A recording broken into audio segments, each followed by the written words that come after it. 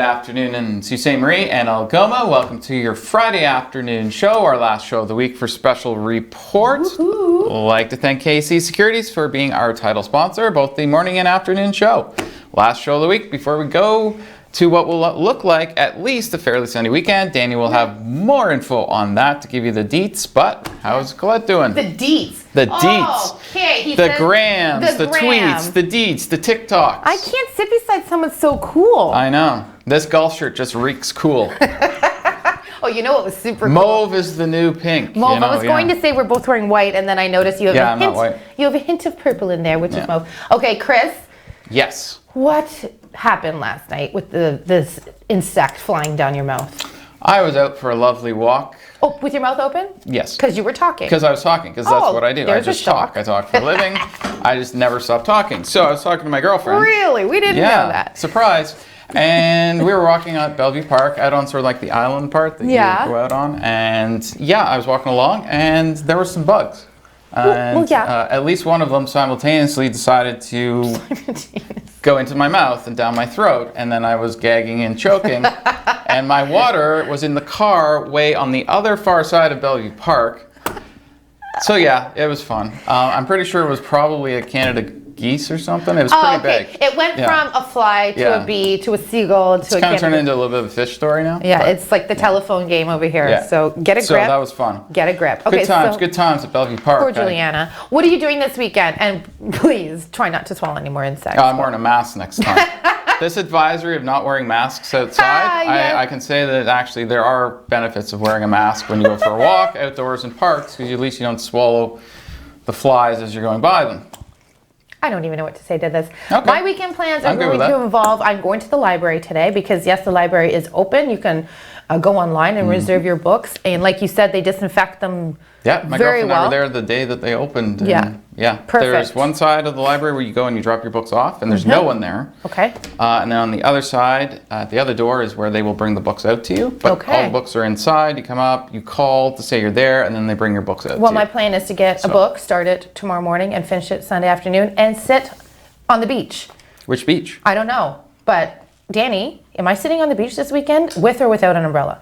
Or with or without a winter coat. Well, you're definitely going to be doing it with an umbrella because it is going to be a little bit sunny. Man. But there is a chance for some showers, though. I hate to disappoint you, Colette. Yes. So we are going to go into a little bit of our weather. I'm sorry. So currently it's 16 degrees right now with the chance of showers heading in the next few hours. It's only going to shower for at least 3 hours. Fingers crossed that it does not happen. It's going to go down to 10 degrees tonight. Heading into Saturday, it's going to be a high of 21 with a low of 6. And it's going to be, again, mix of sun and clouds. Be prepared for some of those showers. Heading into Sunday, it's basically the same thing, except your low is going to be 13. So you are looking at a fairly decent weekend, but just be prepared for those light showers. So Colette, if you do go to the beach, just make sure you don't leave your book out in the rain. I don't even know what to say to you, Danny. Sorry to disappoint. The beach in the rain? I do. I am going to that beach whether it rains or Wow. Have fun, guys. We've got a shot outside there. Look, there's a beautiful Sault Ste. Marie, and it's looking kind of gray. Now, I have a run plan for 2:30, so is this going to bother my run? There is a little bit of rain in the forecast. Running in the rain is a good thing. It is. Running in the rain is a good thing. Raining. Okay, regardless, I'm going to the library because it's open, and I'm getting a book, and I'm going to the beach. Okay, all right. Sounds good. With no bugs in my mouth, because that was the most silliest story I've heard in a while. Okay, so Ontario is lifting restrictions on short-term rentals today. I wasn't really thanking you, but the short-term rentals today. Vic Fedeli, who is the Minister of Economic Development, as of 12:01 this morning, is allowing short-term rentals, that being your lodges, your cabins, your Airbnbs, I would imagine. Homes. Yeah, condominiums. But they still want to have, want more local businesses that need to be open. But patience is key. Don't put the cart before the horse. All of those sayings can come into place here. So very much. There was an Ontario court ruling that's kind of upsetting for women. NDP Women and Gender Equality critic Lindsay Matheson, she issued a statement with regards to the ruling that on Wednesday.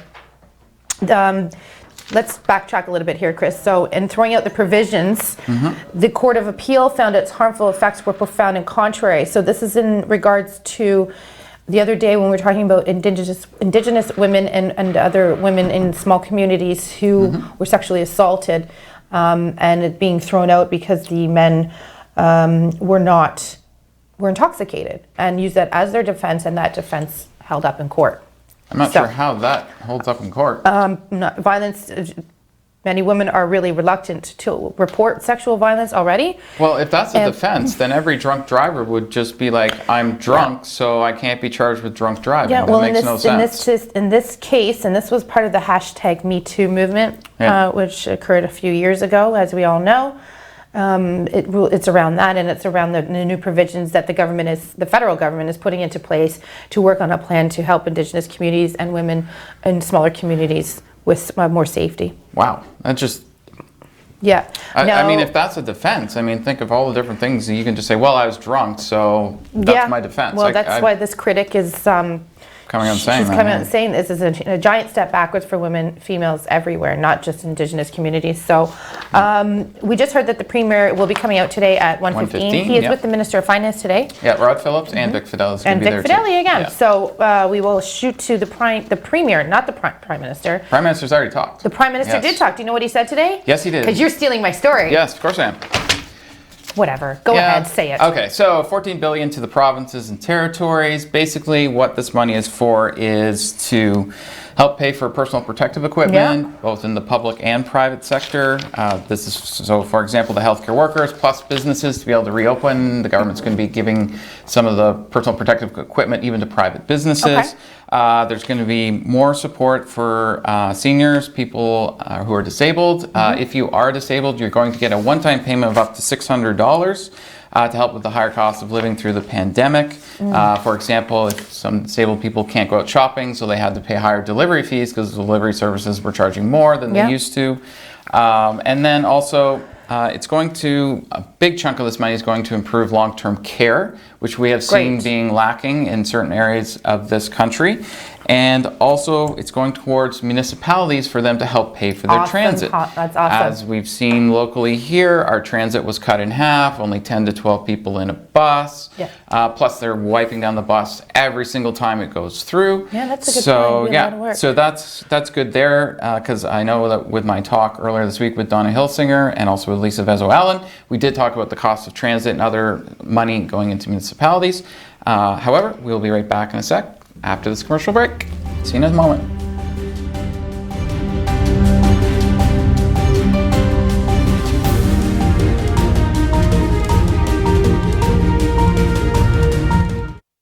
What's life without making a few mistakes down the road?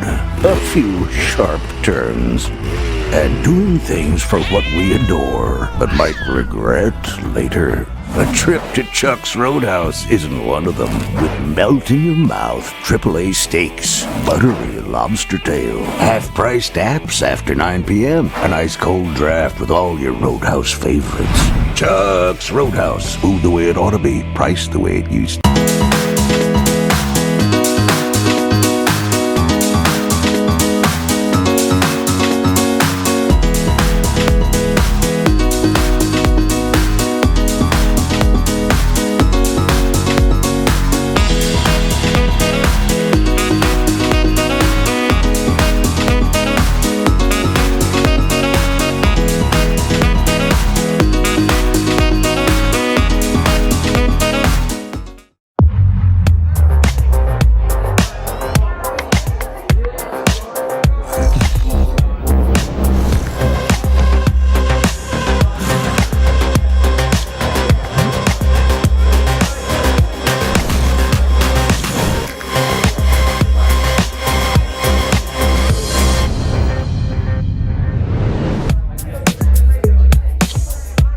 A message from the Government of Canada. In your home, lighting is just as important as style. With PowerView Motorization from Hunter Douglas, you can schedule your shades to light up the room. Create privacy, or both, automatically. No hands required. So your shades will always be in the right place at the right time in style. And it's only from Hunter Douglas.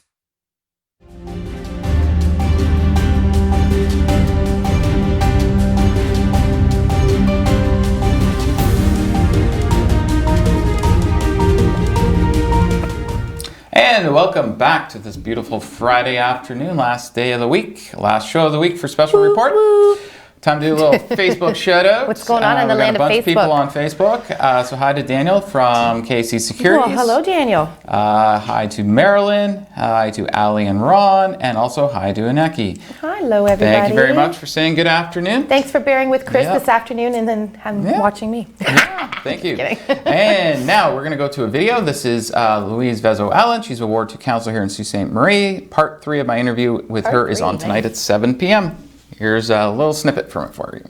What are some ways that each level of government right now can work together to get us out of this COVID-19 pandemic and help to our economies to recover both locally, provincially, and federally?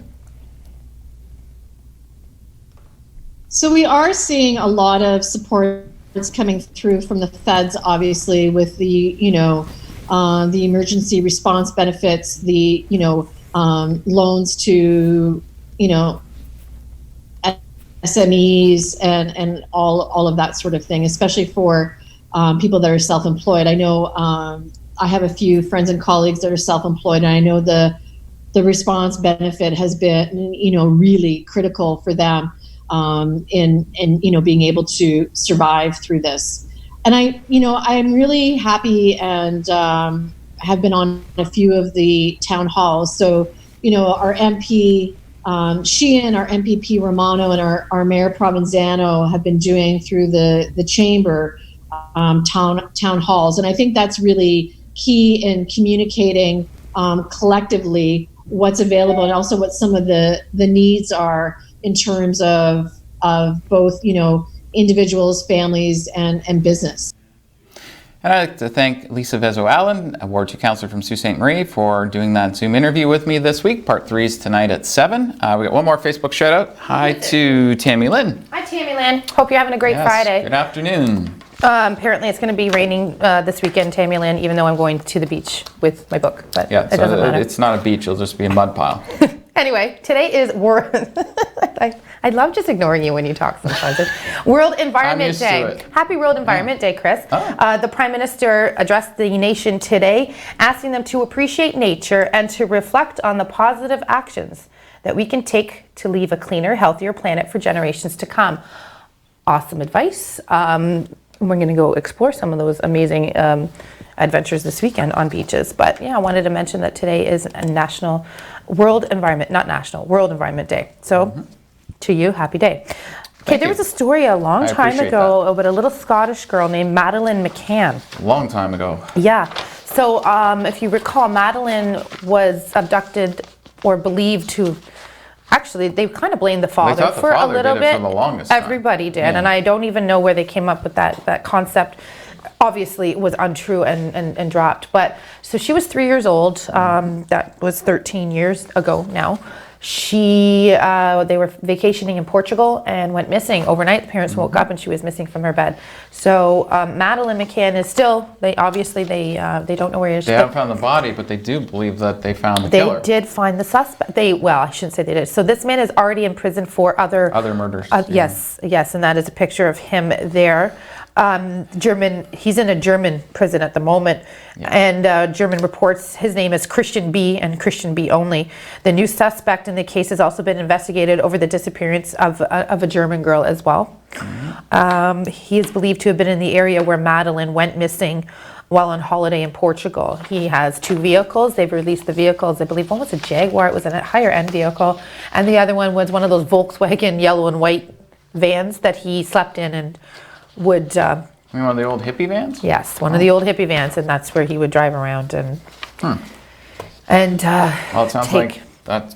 Since he's already in jail for something similar, it would make sense that his MO would be very similar. No, obviously this does not show any signs of positivity around Madeleine being alive. So I guess they're looking into that right now, and as details unfold, we will make sure that we share that with you. Now, on to your favorite province in Canada. Which one's that? Quebec. Oh.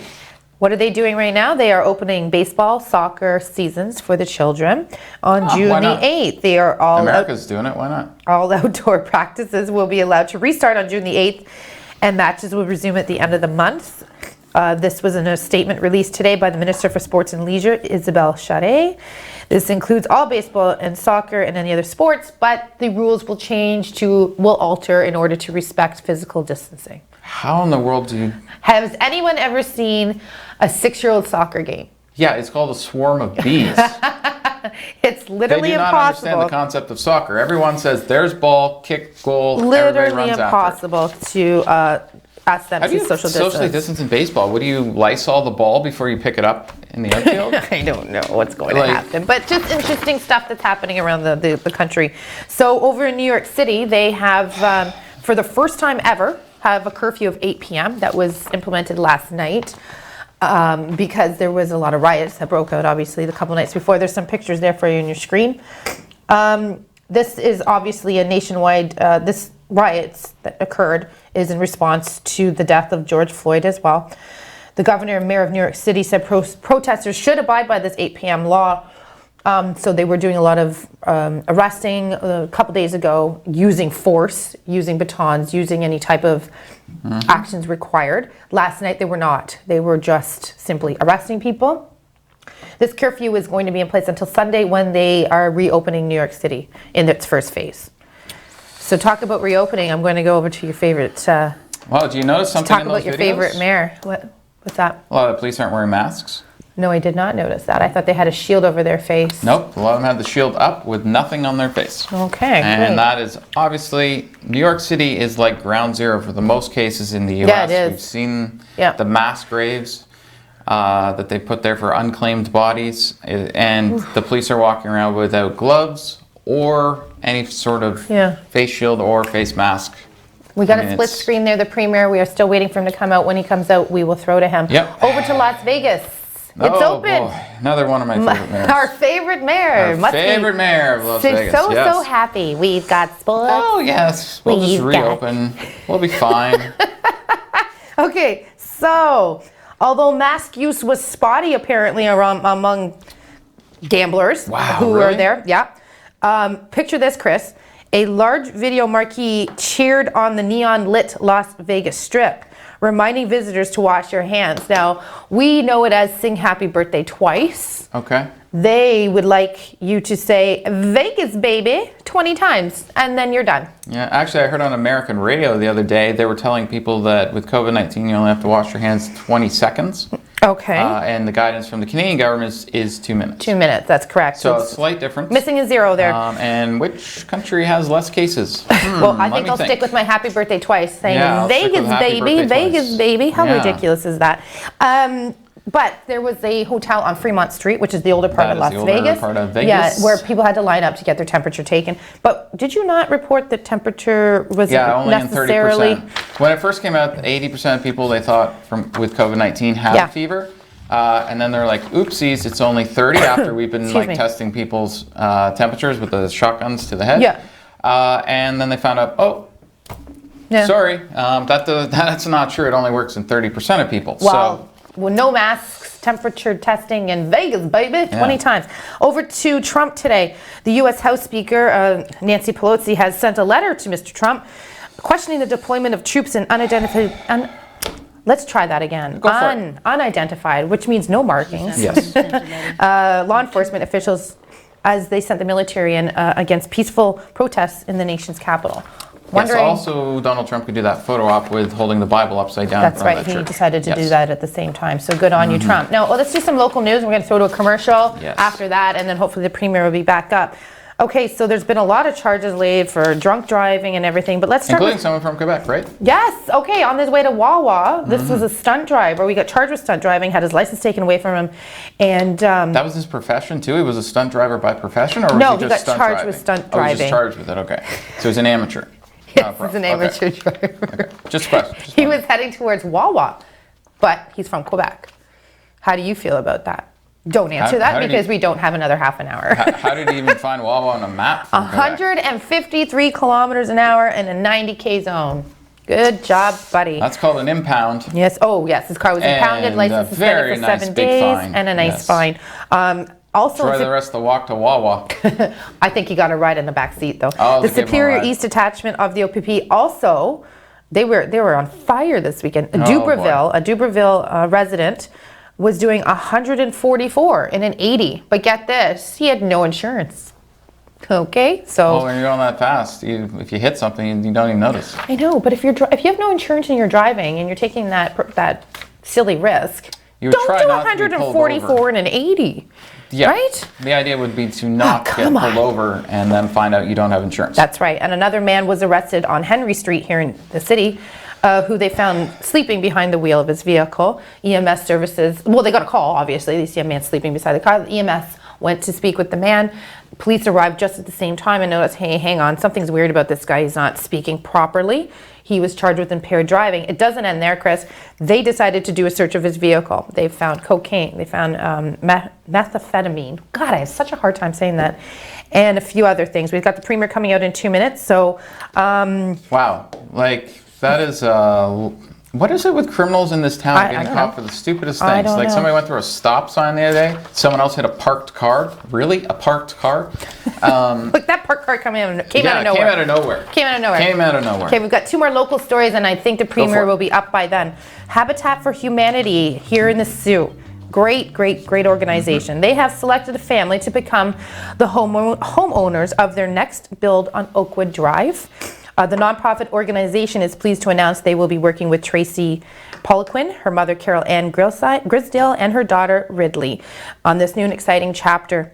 The family of 3 currently lives in a crowded 2-bedroom, and this is a dream come true, I'm sure, for that family, and just a great concept for Habitat for Humanity and the way that they help out the community. So thank you to everyone involved in this project. That is great, and congratulations to the family, because that's great news in such dire, gray times right now. The Northern Credit Union is also in the news today. They are pledging donations and launching a pandemic recovery fund to meet the urgent needs of the community here. So Northern Credit Union has established a True North Stronger Fund. I do believe we did bring this up in the newscast yesterday, but I just wanted to reiterate that because we did have a lot of quick pace things going on yesterday. Northern has committed up to $20,000 to match member and community donations. The True North Stronger Fund will support the well-being of communities in the northern area, and 100% of the contributions will be distributed by United Way in support of local needs. So a lot of good stuff. We got some crime, and we've got some great people as well in this city trying to keep everything going. Now, we are not going to throw to a commercial. The Premier, like we said, will be addressing the podium with the Deputy Premier, who is also the Minister of Health, Rod Phillips, Minister of Finance, and Vic Fideli, Minister of Economic Job Creation. In your wisdom, what do you think we're about to hear? I think Vic Fideli is going to talk about the short-term rentals. Yeah. Probably explain what that actually means. Oh, there's the Premier there. We are going to throw to the Premier right now. No more predictions. We're actually going to find out. Here we go.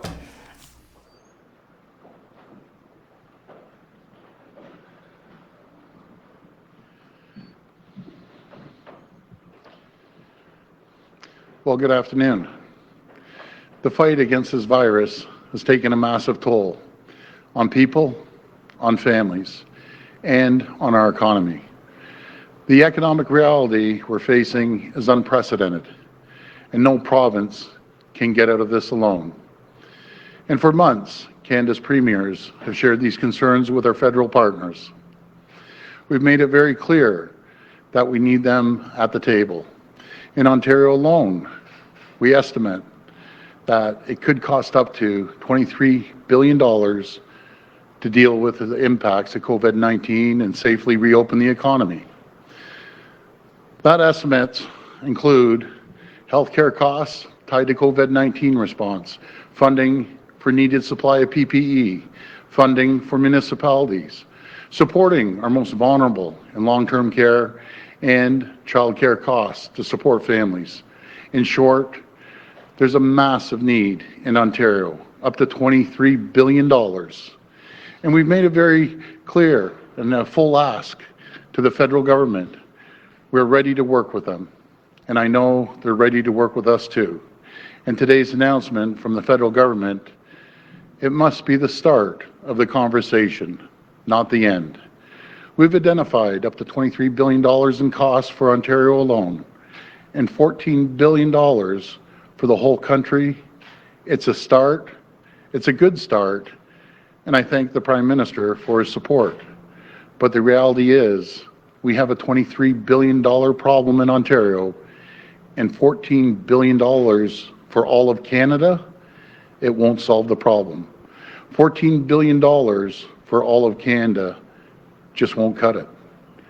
And I'm committed to working with the federal government on this. And today's job numbers demonstrate that we can't find Band-Aid solutions to the massive issues we will face in the coming months. Our path to a strong economic recovery cannot happen without a strong healthcare system to support it. And Ontario taxpayers send $13 billion more to the federal government each year than we get back in federal transfers and services. And during these unprecedented times, through these unprecedented challenges, we're asking for just our fair share of that money. We need that contribution for critical investments, and we need the flexibility to fund our most pressing priorities, because every province has their own needs. We need a sustained long-term commitment. Our frontline healthcare workers are counting on it. Our municipalities are counting on it, and our long-term care residents are counting on it. And we can't do it alone. We need the federal government's help on this. My friends, we're making steady progress, and we'll be ready very soon to take our next steps in restarting our economy. But it won't happen overnight. Businesses will need some time to prepare. So early next week, we'll share more details about Stage 2 of the reopening of our province. To be clear, Stage 2 will not begin immediately. We'll be giving notice to businesses to start getting ready. Next week, we'll also lay out a phased plan for reopening childcare safely and gradually, so we can support parents as they return to work. I know the people of Ontario, you've been very, very patient. And as much as Stage 2 will be focused on getting people back to work, it is also about finding ways to try to get life back to normal this summer, even if it's a little different than before.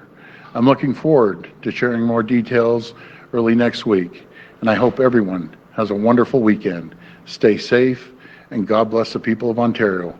Now I'll hand it over to Minister Fedeli. Thank you, Premier, and good afternoon.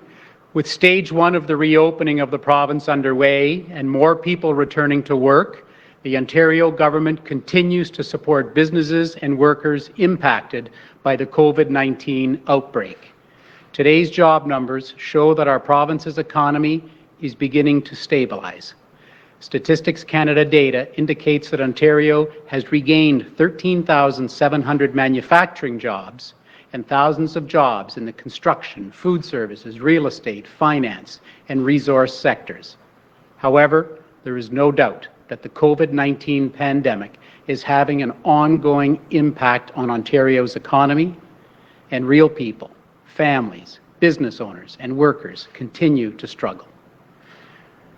Through our Ontario Jobs and Recovery Committee, we are working hand in hand with business leaders to help them get through this difficult period.